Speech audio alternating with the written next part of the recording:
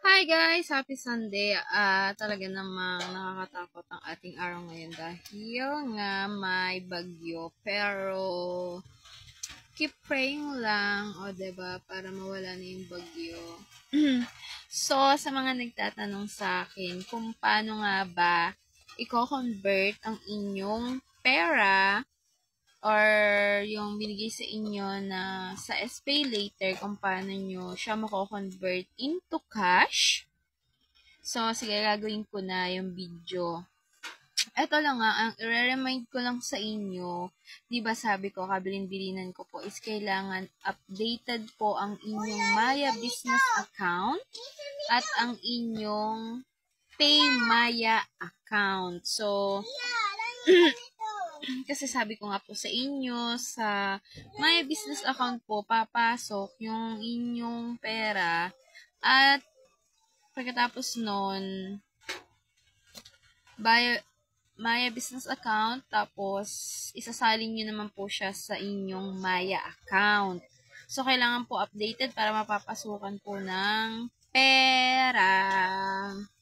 And then, syempre, pag nasa PayMaya account na po, kung meron kayong mga bank account or pwede naman kayong magpa-cash out sa mga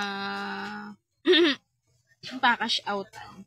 So, sige, ipopost ko na po ang inyong video na kinaaabang-abangan. At saka nga po pala mga kamami, dun po sa mga nagko-comment sa aking post, may nakita po ako doon na parang may mine-mention sila doon, ganun-ganon. So, hindi ko po hindi ko po alam yun.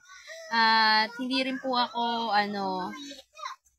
jacker, hindi po ako ganon. Kasi, yung ginawa ko po ay, shinare ko lang po kung paano ba, sa alam kong way, kung paano ma-convert ang pera sa SPay later into cash. Kasi pwede naman talaga. So, hindi nyo na kailangan ng ibang tao para mailabas nyo yung inyong pera dyan sa inyong SPay later. Dahil kayo mismo, ako, sa sarili ko, ako lang yung nakapaglabas ng pera. Ako lang ang may alam ng mga code. Wala kayong ibang tao na pagsasabihan. Or kahit may nag-comment dyan sa mga post na yan na nagko-convert ng cash, ganun. Hindi po. Sa sariling account nyo po, sinasabi ko sa inyo, papasok ang pera. Kayo lang po sa sarili nyo ang makakaalam niyan.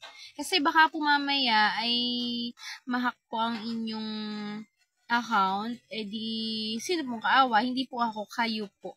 Kaya wag po kayo maniniwala sa mga basta-basta nagko-comment dyan. Kasi kung ano lang yung tinuro ko, kung ano lang yung sinabi ko, yun lang po ang inyong gagawin. So, ayun lang. Thank you. Ipopost ko na po.